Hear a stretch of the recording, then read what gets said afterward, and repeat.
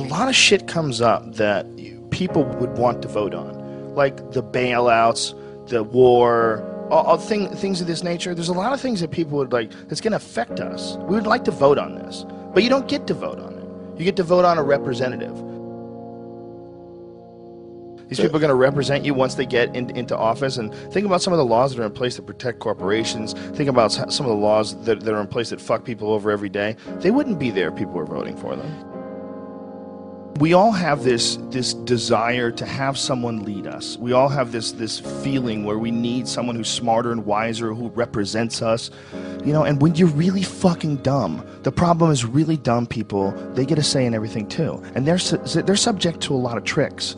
They're subject to nationalism. They're subject to these kind of ridiculous rah, rah, rah America speeches that don't say jack shit. They say nothing. It's all just this cheerleading fucking event. And they're subject to it. They can't help it. They're dumb. They don't know they're being bullshitted. They grew up around dumb people. They go to work with dumb people. There's no one in their family that's interesting or asks any questions at all. And they just get sucked right into it, man.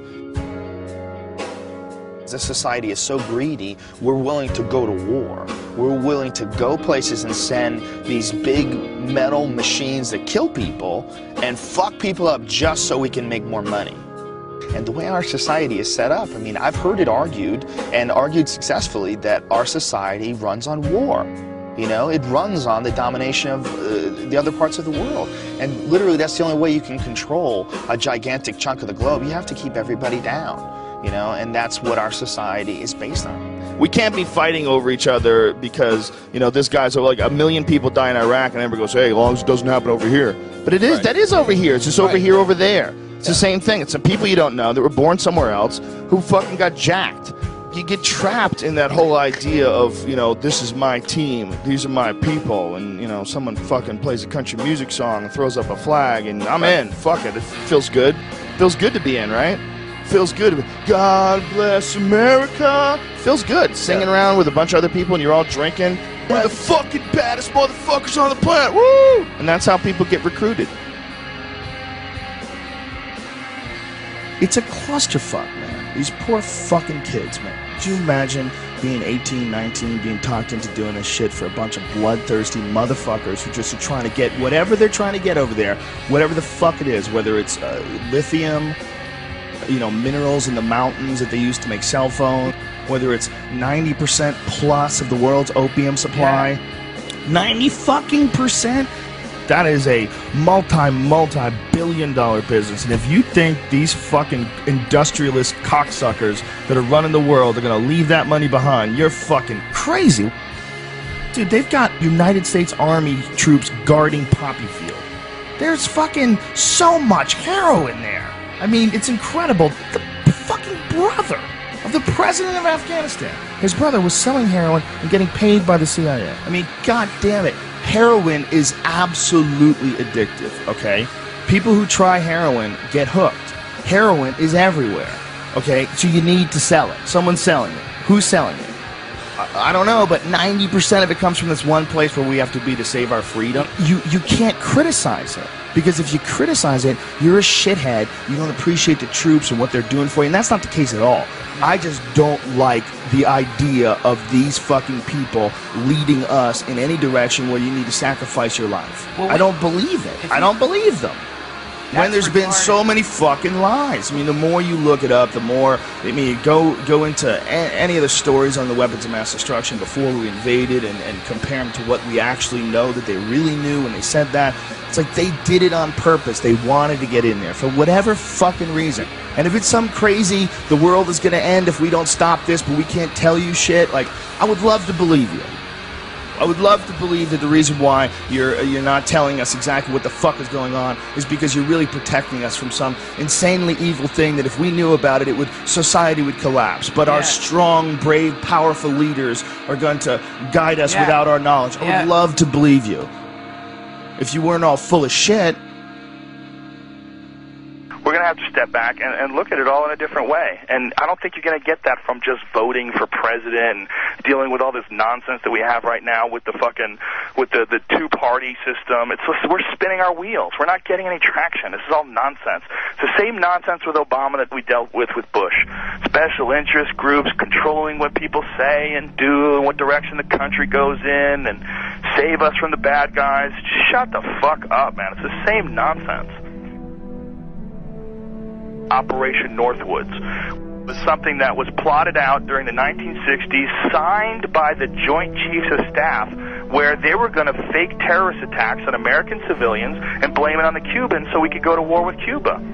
It involved a bunch of shit, like blowing up a jetliner. They were going to have a drone jetliner and blow it up and say that people died on it, and this was going to get everybody fired up about going to war with Cuba. They were even going to attack Guantanamo Bay. They were going to arm Cuban friendlies to attack Guantanamo Bay so that we would have to go to war with Cuba. This is like our own government. They plotted this out. This is like real shit. I remember when I saw JFK, the Oliver Stone movie, and that was like part of the premise that JFK, that Oliver Stone was pushing in this film, is that they killed JFK because they wanted to stay in Vietnam because they were making a lot of money in Vietnam. And I remember at the time seeing that movie going, that is absolutely ridiculous. Who the fuck believes that? Are they going to start wars and keep wars going just so that they can make money, even though it's not a real war, it's not a just war? Nobody wants to go to war. That's stupid hippie bullshit. Well, as I got older and I started investigating history, you know, from way back to Vietnam, to the Gulf of Tonkin, to all the shit that happened when Kennedy and Nixon were in office, to all the shit that happened with Reagan and the Contras in Nicaragua and the Sandinistas, and all the different various things that have happened in human history where it's clear that the United States is, you know, we're fucking around with all kinds of things all the time to make money. And that there's a bunch of people that are profiting off of war. And then they're not just profiting like a little bit of money here and there. You look at like what's going on with like how much money Halliburton made from the war. We're talking like billions and billions of dollars. That's like real money. Eisenhower leaving office, and he's giving a speech warning the American people about the power of the military-industrial complex. You know, when you watch that, you're like, well, here is a sitting president who's leaving office, but the most important thing that he wants to tell people is that you have to be careful because there's a machine here that wants to go to war. There's a business behind going to other countries and fucking people up and taking their shit. And they come up with reasons to do this. And they sacrifice American lives to do this. And they do it for profit. And it sounds absolutely ridiculous. It sounds absolutely outrageous that the greatest country on earth could be involved in something like that from the get-go. But yet, that's what history says. That's how it points. It points in that direction. It points in that direction that it's going in. In the councils of government, we must guard against the acquisition of unwarranted influence, whether sought or unsought, by the military-industrial complex. The potential for the disastrous rise of misplaced power exists and will persist. We must never let the weight of this combination endanger our liberties or democratic processes.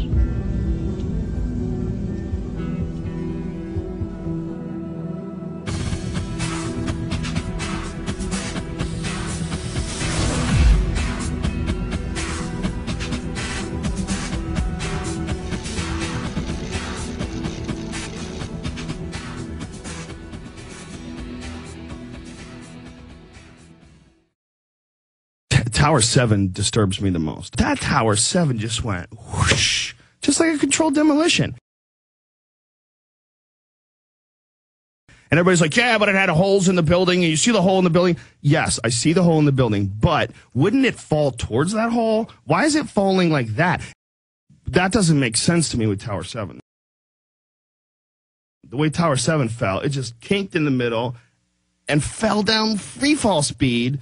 Almost. I mean, everybody they'll nitpick at you. Oh, it was 1/10 of a second slower than free fall. Even if it was just close to free fall, that's crazy. There was no resistance. It just gave up. Why wouldn't it wiggle and collapse towards where it got jacked? It just seems like a controlled demolition. That bothers me.